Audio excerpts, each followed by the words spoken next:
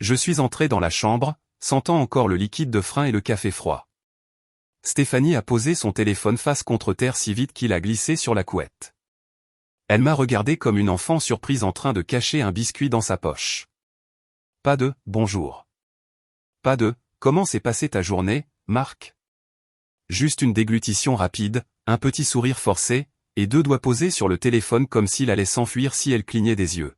« Salut », ai-je commencé, posant mon sac de travail près de la commode. « Je ne t'ai pas entendu rentrer », a-t-elle répliqué. Trop léger, trop égal. Ses yeux étaient fixés sur la lampe, pas sur moi.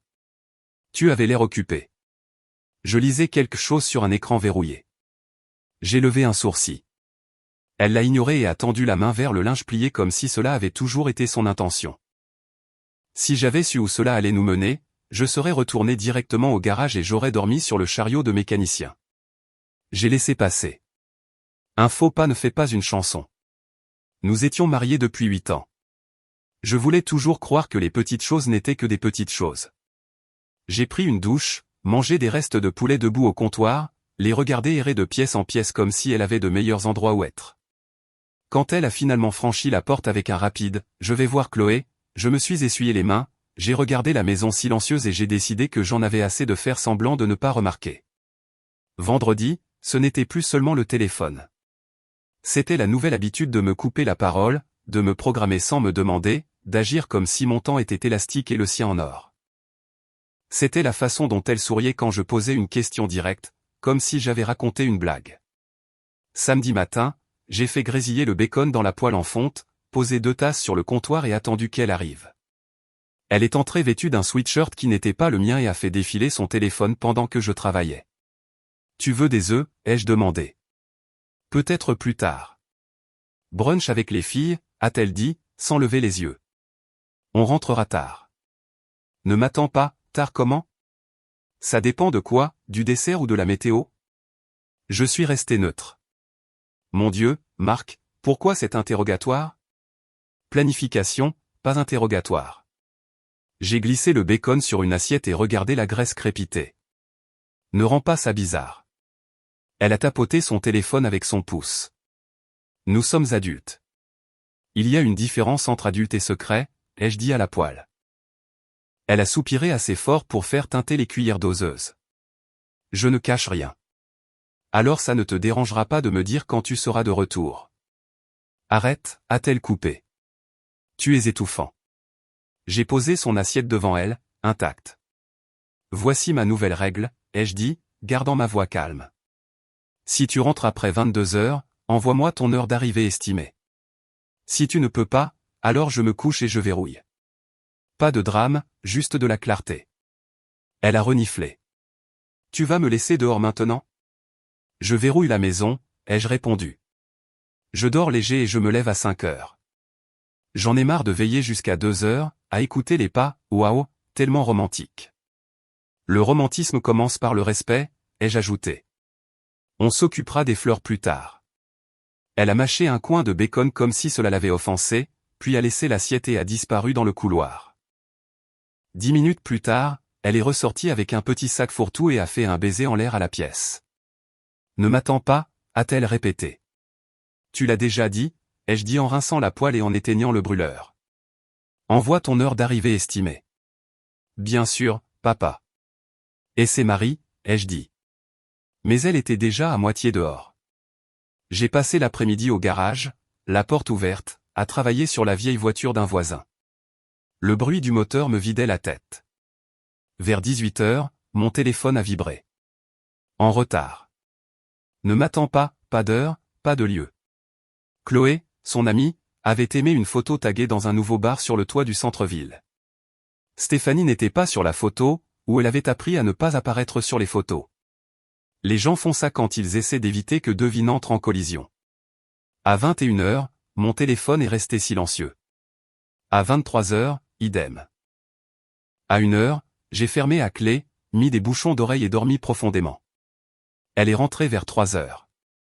Je l'ai su parce que le chien a frappé sa queue une fois, puis s'est recouché, comme si même lui savait mieux. Au matin, il y avait une bougie allumée sur l'îlot central et une note posée contre elle. Désolé. La soirée a duré longtemps. On remet le brunch à plus tard. L'écriture était soignée. Précautionneuse. C'était sa première tentative d'apaisement. Classique. J'ai laissé la bougie se consumer pendant que je préparais le café et que je réfléchissais si je voulais des pancakes ou juste le silence. Elle est apparue vers 10 heures, le visage frais et les cheveux humides. « Tu es réveillé ?» a-t-elle essayé. « Oui, ça arrive à 10 heures, ai-je dit. J'ai dit que j'étais désolé. Tu es parti à 22 heures, tu es rentré à 3 heures et tu ne m'as rien dit, ai-je dit en sirotant mon café. Tu ne me dois pas un conte de fées. Tu me dois un simple emploi du temps. Tu exagères. Je réagis exactement comme il le faut, ai-je répliqué. Et je protège mon sommeil. Alors, on fait ça. Elle s'est appuyée sur le comptoir. Les règles de la maison. La clarté, ai-je répété, et j'ai éloigné ma tasse. Une dernière chose. Je change la façon dont nous gérons l'argent. Ses yeux se sont aiguisés. Qu'est-ce que ça veut dire? Le compte commun ne servira qu'aux factures le lundi.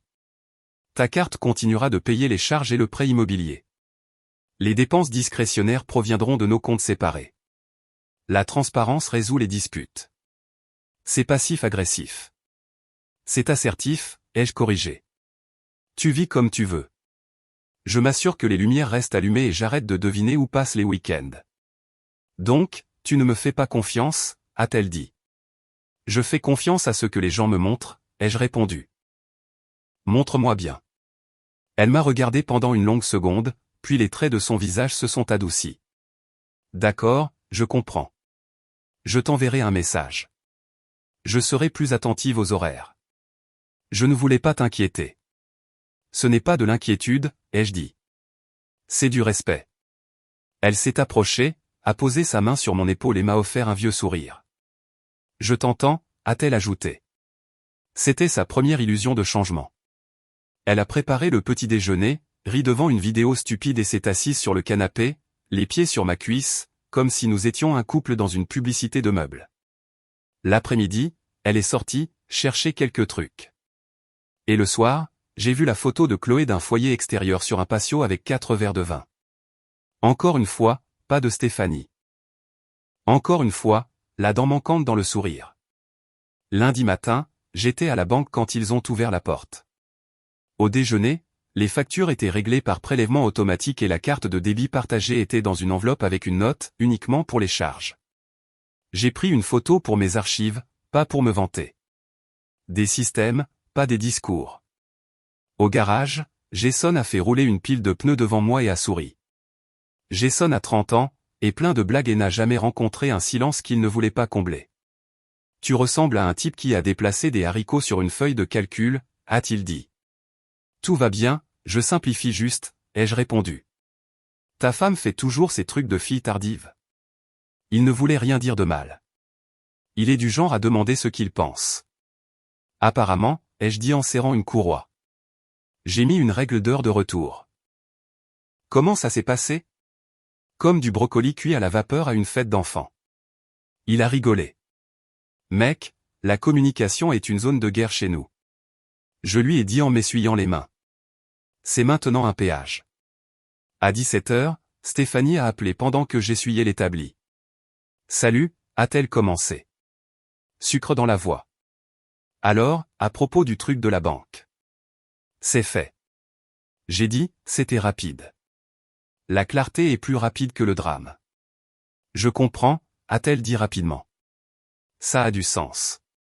Et merci de t'occuper des choses ennuyeuses. Pas ennuyeuses pour moi. Je sais. Elle s'est adoucie à nouveau. Deuxième prélude d'apaisement, mais pas le grand. Écoute, je pensais organiser une soirée jeu en couple vendredi. Nous n'avons pas invité de monde depuis un moment. Je travaille le samedi, lui ai-je rappelé. Je ne sors pas tard avant un début de journée tôt. Juste quelques parties, a-t-elle insisté. Tu peux te retirer après la première roue. J'ai dit à de Fandé. Nous ferons un barbecue le dimanche après-midi à la place. Version journée. Je m'occupe du grill. Tu t'occupes de l'invitation. Clairement à l'heure. Silence. Très bien, a-t-elle dit. Dimanche. Puis, plus légèrement. On est bien, n'est-ce pas? Nous sommes sur la même longueur d'onde si les mots correspondent aux actions, ai-je répliqué. Elle a soupiré mais n'a rien dit. Dimanche est arrivé et le jardin sentait le charbon de bois et l'herbe coupée. Jason a apporté de la salade de pommes de terre et une histoire sur un client qui jurait que son moteur ne s'allumait mal que lorsque la lune était pleine. Notre voisine, Madame Dubois, est arrivée avec un plateau de quelque chose emballé dans du papier d'aluminium et deux petits-enfants qui ont immédiatement trouvé le chien. Chloé est arrivée en dernier, m'a fait un signe de tête comme si elle avait mangé des clous au petit déjeuner, et a serré Stéphanie dans ses bras une seconde de trop. Pendant la première heure, Stéphanie a flotté. Elle a ri fort au mauvais moment. A touché son téléphone toutes les quelques minutes et m'a ignoré quand je lui ai demandé d'aller chercher des assiettes. Au barbecue, Jason s'est penché. Vous allez bien tous les deux? Définis bien, ai-je dit. Pas de lancer de condiments, a-t-il dit. Mais tendu. Nous sommes en train de recalibrer. Ah, a-t-il acquiescé. Mise à jour logiciel. À mi-chemin, Stéphanie a pris le centre du patio avec un verre et a décidé que le sarcasme était un sport. Vous savez ce que Marc a fait cette semaine, a-t-elle annoncé au demi-cercle. Il a transformé notre compte bancaire en monastère. Madame Dubois a cligné des yeux. Jason a souri. C'est ce qu'on appelle la budgétisation, ai-je répondu en retournant le poulet. La maison l'apprécie. Tu veux dire que tu apprécies le contrôle, a-t-elle rétorqué. Les mots comptent, ai-je répliqué. Les factures aussi, a coupé Jason. Je gère aussi les factures chez moi. Ça me permet de rester honnête sur le nombre de fois où je vais au camion de tacos. Stéphanie l'a écarté d'un geste de la main. Je dis juste. Quand avons-nous décidé de vivre selon des feuilles de calcul? Quand les reçus ont commencé à se faire appeler des secrets, ai-je dit. Je n'ai pas élevé la voix. Je n'en avais pas besoin. Cela a fait mouche. Chloé a marmonné. Peut-être que ce n'est pas une conversation de patio. Stéphanie a levé les yeux au ciel. Tu veux parler de patio, ai-je continué. Le voici. Si je ne suis pas invité aux détails, je ne finance pas les mystères. C'est ma ligne. La tête de Chloé s'est tournée vers moi. La prise de Stéphanie sur son verre s'est resserrée. Tu agis comme si j'étais. Ne finis pas ça, ai-je coupé, parce que je n'utilise pas ce mot. J'utilise les mathématiques. Elle a forcé un rire et s'est approchée de moi comme si elle pouvait dominer l'air. Tu me fais passer pour la méchante. Tu as fait ça, ai-je dit en déplaçant le plat vers la table. J'ai juste apporté le poulet. Madame Dubois a toussé délicatement. La nourriture sent bon, a-t-elle offert. Dieu la bénisse d'avoir essayé. La conversation a changé. La tension n'a pas bougé. Stéphanie a passé le reste de l'après-midi à être bruyante et occupée, comme si le son pouvait réparer ce que le comportement avait brisé. Après le départ du dernier invité, elle m'a suivi jusqu'à l'évier. Tu m'as embarrassé, a-t-elle dit. Tu as annoncé nos finances comme un bulletin météo, ai-je répondu en empilant les assiettes. La prochaine fois, n'ouvre pas la porte que tu ne veux pas que les gens franchissent. Tu me punis. Je fixe des limites, ai-je dit. Si cela ressemble à une punition, peut-être que le comportement ne correspond pas à la limite. Elle a posé l'éponge avec force. Tu n'es plus amusant. Je ne suis pas un parc d'attractions, ai-je dit. Je suis ton mari. Ou je l'étais. Elle s'est tue à ce moment-là. Puis la deuxième illusion de changement est arrivée le lendemain matin. Elle m'a réveillé avec un baiser sur la joue, a préparé le café, m'a fait un sandwich et a glissé un post-it dans mon déjeuner. Fière de toi. Elle avait une écriture pour chaque occasion. À midi, elle a envoyé un SMS, dîner à mes frais ce soir. Tes steaks préférés. J'ai fixé le message, ressenti une petite chaleur fatiguée, et j'ai répondu, d'accord. Ne confonds pas ça avec de la confiance. Appelle ça une courtoisie professionnelle pour l'effort. Le dîner a été facile. La conversation a été prudente. Elle a posé des questions sur les réparations de freins. J'ai posé des questions sur sa sœur. Après avoir mangé, elle a mis son téléphone dans le tiroir à bêtises et l'a fermé avec une petite fioriture, comme si elle voulait des points. Tu vois? A-t-elle souri. Présente. Je peux apprécier cela, lui ai-je dit. Nous avons regardé une émission. Nous nous sommes couchés à la même heure pour la première fois depuis des semaines. À 1h du matin, son téléphone, celui dans le tiroir, a sonné de l'autre bout de la maison. 2 fois, 3 fois. Elle n'a pas bougé. Qui a besoin de toi à 1h du matin, ai-je demandé au plafond. Personne, a-t-elle dit trop vite. Spam. Des spams en triple, ai-je murmuré. C'est une nouvelle fonctionnalité. Au matin, elle était de nouveau douce. Puis elle était de nouveau partie. C'est comme ça que les illusions fonctionnent. 2 jours plus tard, j'étais seul au garage quand mon téléphone a vibré avec un nom qui m'a fait hésiter. Chloé. J'ai décroché avec un pouce graisseux. Marc. Sa voix était tendue, comme si elle était sur le point de sauter d'un plongeoir. Tu peux parler? Va droit au but, ai-je dit. Je n'en peux plus, a-t-elle laissé échapper. Je ne peux pas. J'ai essayé de rester en dehors de ça, mais je ne peux pas te regarder rester là.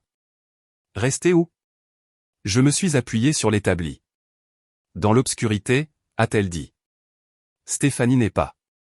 Elle n'est pas avec des filles à chaque fois. D'accord, je suis désolé. Je suis désolé. J'avais mes soupçons. Je lui ai dit, ce n'est pas une preuve. Je sais, a-t-elle dit rapidement. Je sais que tu n'as pas à me croire. Tu ne devrais pas. Mais j'ai des photos du week-end dernier. Je ne voulais pas les prendre. Je les fais quand même. Pourquoi? Parce que tu n'es pas stupide et que c'est mal, a-t-elle dit d'un seul souffle. Je les envoie maintenant. Chloé, ai-je dit en gardant ma voix calme. Je ne crois personne sur parole. Envoie ce que tu penses devoir envoyer. Je sais, a-t-elle murmuré. Vérifie ton téléphone. Elle a raccroché. Un message est arrivé une seconde plus tard. Je l'ai ouvert. 2 photos. Éclairage de toit. Stéphanie tournée vers un homme avec une coupe de cheveux soignée et une chemise trop serrée pour son âge. Leur visage à quelques centimètres l'un de l'autre. Sa main sur sa hanche. Sa main sur sa veste. Le genre de posture qui n'est ni de l'amitié ni de la curiosité. Un autre cliché près du bar. Sa tête penchée sur son épaule, sans le toucher. Comme ce qui se passe quand on pense que le monde ne regarde pas. Pas besoin de légende si les appareils photo ne mentent pas. L'établi me semblait soudain très propre sous mes mains. J'ai enregistré les images dans un dossier verrouillé et j'ai expiré lentement. Merci, ai-je répondu par SMS. J'apprécie la clarté. Je suis désolé, a-t-elle écrit. J'aurais dû dire quelque chose plus tôt. C'est assez tôt, ai-je répliqué.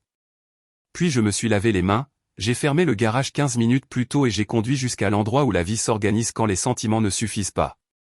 Pas de discours, pas de menaces. Les papiers existent pour une raison. J'ai signé ce que je devais signer, posé les questions qu'un homme calme pose, et rassemblé le dossier comme on rassemble les instructions pour un nouvel outil. Sur le chemin du retour, je me suis arrêté au magasin de bricolage pour des cartons de déménagement et un jeu de quincaillerie de porte qui ne nécessite pas de serrurier si vous savez lire un diagramme. À la maison, je n'ai pas attendu de dispute. J'ai posé des cartons sur notre lit, mon lit maintenant, et j'ai sorti sa partie du placard, un cintre à la fois. J'ai plié soigneusement, non par tendresse, mais pour ne plus avoir à toucher quoi que ce soit. J'ai rempli 3 cartons, scellé les dessus et les ai étiquetés avec un marqueur noir.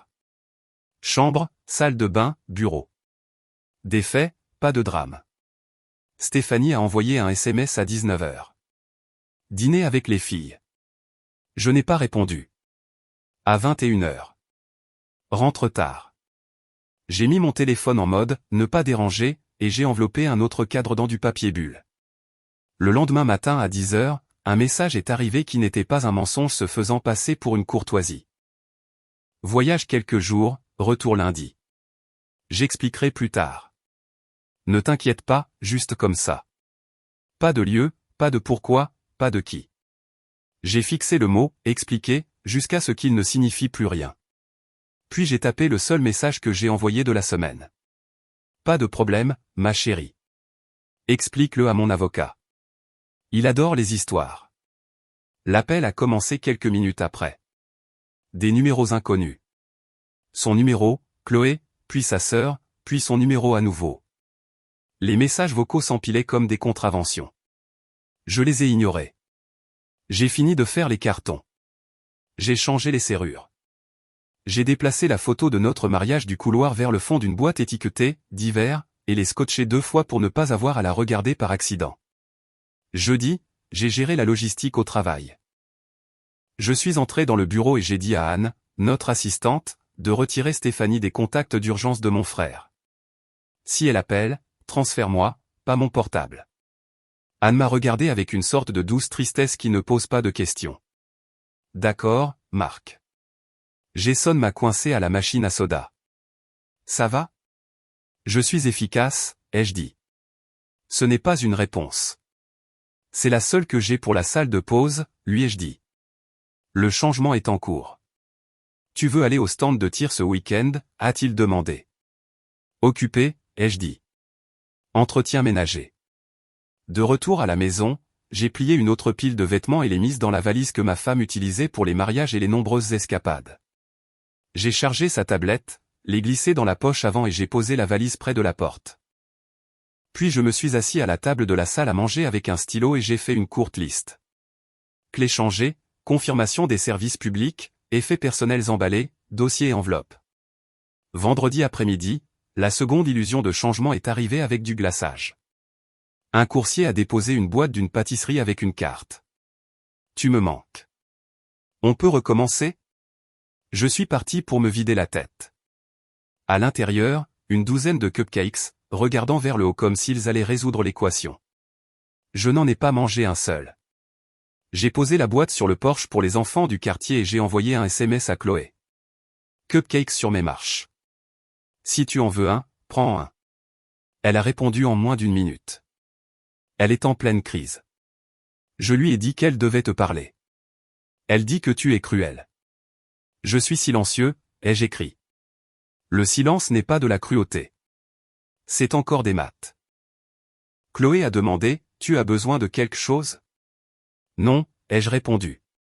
Tu en as fait assez. Samedi soir, la sœur de Stéphanie a envoyé un long message rempli de points d'interrogation et de voix passives.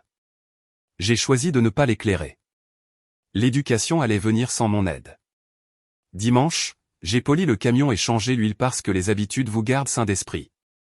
J'ai joué à la balle avec les petits-enfants de Madame Dubois pendant 10 minutes et je les ai renvoyés chez eux avec les 2 derniers cupcakes. Je me suis assis sur le porche pendant que le soleil glissait dans la rue et j'ai réfléchi à ce que je dirais le lundi quand la personne qui partageait autrefois mon lit essaierait de reprendre la porte. Le lundi est arrivé, gris et humide. À 11h08, la poignée a vibré comme elle le fait quand on est habitué à un certain clic et qu'on en obtient un autre. La vibration est devenue frénétique, puis les coups. Marc. Sa voix a traversé le bois et le verre. Marc, mes clés ne marchent pas, je me suis dirigé vers la porte, j'ai laissé le pêne dormant là où il était, et j'ai attendu un instant. Puis j'ai ouvert la porte juste assez pour garder mon pied à l'intérieur. Qu'est-ce qui se passe, a-t-elle exigé. Les cheveux tirés en arrière comme si elle avait couru depuis la voiture. Pourquoi as-tu? Qu'est-ce que? Pourquoi ma clé ne marche pas? Je me suis écarté et j'ai fait un signe de tête vers les valises. Ce sont les tiennes, et ceci est à toi. J'ai posé l'enveloppe jaune par-dessus. Elle était lourde de vérité. Elle a fixé, puis a ri, un petit son sauvage. Ce n'est pas drôle. Je suis d'accord, ai-je dit. Qu'est-ce que c'est? Elle a touché l'enveloppe d'un doigt comme si elle pouvait être chaude. Des instructions, ai-je dit. Et la fin de cet arrangement. Tu ne peux pas juste. Je ne peux pas, ai-je répliqué. Et je le fais. De quoi parles-tu, a-t-elle demandé, levant les mains, paume vers le haut comme si la pièce lui devait des réponses. Je suis allé voir des amis. J'avais besoin d'espace. Tu as changé les serrures. Tu es sérieux là. Tu as voyagé, ai-je corrigé. Tu ne m'as pas dit où. Tu m'as dit de ne pas m'inquiéter. Je ne l'ai pas fait. J'ai pris des mesures. Elle a secoué la tête avec force. Tu es dramatique. J'ai emballé tes affaires, ai-je dit. Pas de cris, pas de drame, juste des faits. Je suis ta femme, a-t-elle insisté, baissant la voix comme si les voisins étaient soudainement un problème. Tu l'étais, ai-je corrigé. Ouvre l'enveloppe. Je ne le ferai pas, ce n'est pas une suggestion. Elle l'a déchiré comme si elle donnait une leçon au papier. Elle a parcouru la première page, puis la suivante, puis s'est arrêtée. Elle m'a regardé, en colère, puis autre chose, puis rien. Ses yeux ont jeté un coup d'œil aux photographies glissées à l'intérieur du paquet. Elle ne les a pas complètement sorties, juste assez pour savoir ce que c'était. « Où as-tu eu ça » a-t-elle chuchoté. « Elles sont arrivées » ai-je dit. Elle a dégluti. « Ce n'est pas ce que ça a l'air d'être. »« N'insulte pas nous deux » ai-je répliqué. « Marc, s'il te plaît. »« J'en ai fini avec les « s'il te plaît » ai-je dit. « Tu as dit que tu expliquerais. Tu peux expliquer aux professionnels que j'ai engagés pour traduire les explications en départ. Tu vas jeter notre mariage à cause d'un câlin » a-t-elle essayé. Tu vas faire semblant de ne pas savoir ce que tu as fait parce que tu veux garder la maison, ai-je répondu. Stratégie différente, même résultat. Elle a cligné des yeux rapidement. Tu ne peux pas me virer de chez moi. Tes valises sont devant la porte, ai-je dit calmement. Je ne t'empêche pas de prendre quoi que ce soit. Je t'empêche de m'utiliser pendant que tu vis un deuxième emploi du temps. Tu es paranoïaque, a-t-elle dit en tâtonnant. Regarde à nouveau les photos, ai-je répondu. Puis décide si paranoïaque est le bon mot. Sa mâchoire s'est contractée. Elle a regardé la photo du haut, puis de nouveau moi. Qui a envoyé ça? Une amie qui en a eu marre de faire le guet, ai-je dit. Chloé, a-t-elle sifflé. Ne t'en prends pas à la seule personne qui s'est souvenue du bien et du mal. Je lui ai dit, je peux expliquer, a-t-elle répété. Non, ai-je dit. Il y a une liste à l'intérieur. Elle inclut un moment demain où tu pourras venir avec quelqu'un et récupérer tout ce que nous avons manqué. Après ça, je ne suis plus là. Tu n'es plus là où, a-t-elle exigé. Dans ta vie, ai-je dit. Tu fais une erreur. J'en ai fait beaucoup, ai-je répondu. J'ai fini d'en faire une de plus. Elle a fait un demi-pas en avant, testant le seuil. Je n'ai pas bougé. Elle s'est arrêtée. Tu es froid, a-t-elle dit. Je suis clair, ai-je corrigé. C'est différent. Elle a regardé à nouveau les boîtes, comme si elles pouvaient changer leurs étiquettes si elle les fixait. Puis elle a essayé un autre angle. Nous pouvons essayer la thérapie de couple, a-t-elle dit rapidement. Nous pouvons recommencer. Je vais couper. Elle s'est arrêtée, réalisant qu'elle avait presque dit quelque chose qu'elle ne pouvait pas rétracter. Je vais arranger ça. On ne répare pas une confiance brisée avec un bon de réduction, ai-je répliqué. Qu'est-ce que tu veux que je dise, a-t-elle exigé, à court de répliques. Je ne veux pas de tes répliques, ai-je dit. Je veux ta valise hors de mon couloir. Elle est restée silencieuse, respirant par le nez, puis a attrapé la poignée de la première valise et l'a tirée au-delà du seuil. Les roues ont cogné la marche d'entrée. Elle a chargé la seconde par-dessus et a serré l'enveloppe comme un gilet de sauvetage. Marc, a-t-elle dit, enfin plus doucement. Comment en sommes-nous arrivés là? J'ai laissé cela en suspens un instant. Un petit manque de respect à la fois. Tu m'as appris à ne pas demander. Je me suis appris à agir. C'est comme ça qu'elle a dégluti à nouveau. Et c'est tout? C'est tout, ai-je dit. Les photos sont avec les papiers. Tu peux regarder. J'ai fermé la porte doucement. Pas un claquement. Juste le bruit du bois rencontrant le bois quand il est aligné. Elle n'a pas sonné à nouveau. Elle n'a pas crié.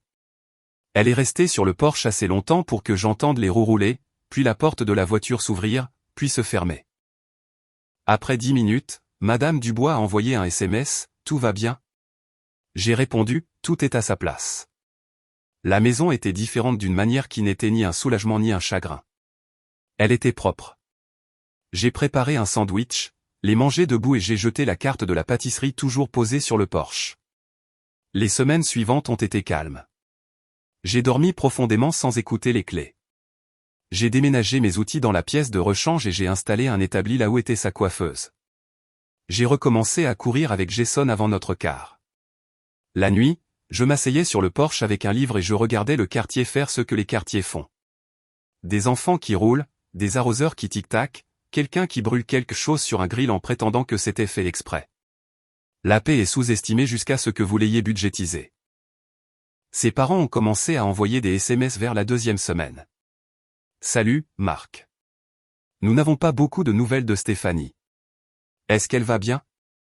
Salut, Marc, nous sommes inquiets. Elle dit que c'est un malentendu. Pouvons-nous parler? Puis plus tard, nous ne voulons pas prendre parti. Nous voulons juste savoir ce qui s'est passé. Je n'ai pas répondu. Non pas que je voulais les punir, mais parce qu'ils étaient innocents et n'avaient pas besoin de ma version pour se coucher en colère contre leur fille. Quand ils ont demandé à nouveau, j'ai envoyé une seule ligne. Je ne veux pas vous contrarier. C'était vrai. Leur déception n'était pas la mienne à gérer. Chloé a parfois envoyé des SMS. Au début, c'était de la logistique. Elle vient chercher une autre boîte mardi. Peux-tu la laisser sur le porche? Puis ce furent de petits messages. Mange ce soir, a-t-elle écrit une fois. C'est déjà fait, ai-je répondu. Elle est venue 2 fois. La deuxième fois avec du café d'un endroit de l'autre côté de la ville qui ne tamponnait pas leur tasse avec du marketing. Elle est restée sur le porche, s'est assise sur la marche supérieure comme une voisine et a parlé de rien pendant 20 minutes. Le match de baseball de son neveu, un chat errant dans son complexe, la pâte à tarte qu'elle essayait de maîtriser. Quand elle s'est levée pour partir, elle a hésité. Tu me détestes maintenant, a-t-elle demandé, pas tout à fait en plaisantant. Non, ai-je dit. Tu as dit la vérité quand ça comptait. Elle a hoché la tête, les yeux fixés sur la rue. On est bien en tant que personne? Nous sommes des personnes, ai-je dit. On peut être amis. C'est tout. C'est tout, a-t-elle répété et elle est partie. L'argent est resté simple. La maison est restée la mienne.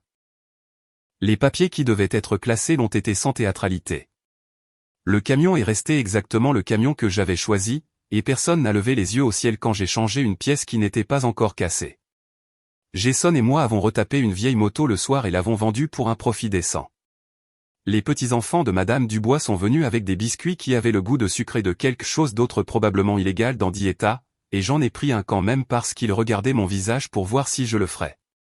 Stéphanie, j'ai appris par Chloé et par le courrier occasionnel avec une étiquette de réexpédition, et retourné vivre chez ses parents. Elle leur a dit qu'elle avait besoin d'une pause de la ville. Je n'ai pas corrigé le compte rendu. Elle a trouvé un emploi à temps partiel dans une boutique près de leur quartier. Elle a posté des photos de coucher de soleil sans les commentaires activés. Sa mère m'a envoyé des SMS plus d'une fois pour une explication que je ne donnerai pas. Je leur devais de la gentillesse, pas un récit détaillé. Parfois tard, je traversais la maison et je voyais tous les espaces où nous étions nous. Le miroir qui n'était pas encombré de ses produits. Le placard avec de la place pour respirer. Le canapé avec une seule bosse où je m'assieds. Je ne fais pas semblant que ça n'a pas fait mal. Ça a fait mal. Mais la douleur ne signifie pas que vous avez pris la mauvaise décision. Cela signifie simplement que vous avez attendu trop longtemps pour la prendre. Les gens pensent que la victoire est faite de feux d'artifice. Parfois, c'est ne pas répondre à la porte quand les problèmes frappent avec des cupcakes. Parfois, c'est un Porsche tranquille et un peine dormant solide et un homme qui utilise les deux correctement. 1 mois après qu'elle ait pris la dernière boîte, Chloé a envoyé un dernier SMS. Tu regrettes? Seulement le temps, ai-je répondu. Pas la décision. Elle a répondu par un pouce levé qui n'avait pas besoin de mots et je suis retourné à mon livre. Si j'ai appris quelque chose, c'est que le respect n'est pas un discours. C'est un système. Vous mettez votre nom sur l'acte. Vous mettez vos mains sur un travail qui compte. Vous dites quelle ligne vous ne laisserez personne franchir. Et puis vous restez là où vous avez dit que vous seriez. Vous ne demandez pas d'applaudissements. Vous ne demandez pas la permission. Vous ne demandez pas d'histoire quand vous avez déjà vu les photos. Vous partez. Vous verrouillez. Et vous vivez une vie meilleure avec votre temps tourné vers l'avenir. C'est là où j'en suis. Nouvelles habitudes, nouvelle paix. Ma maison est redevenue un foyer. Un camion qui démarre à chaque fois. Des amis qui arrivent avec des outils, pas du drame. Une femme qui m'envoie parfois des SMS sur le café sur le porche et rien d'autre. Et c'est suffisant. Et derrière moi, un chapitre s'est clos avec une phrase à la porte. Les photos sont à l'intérieur avec les papiers. Tu peux regarder.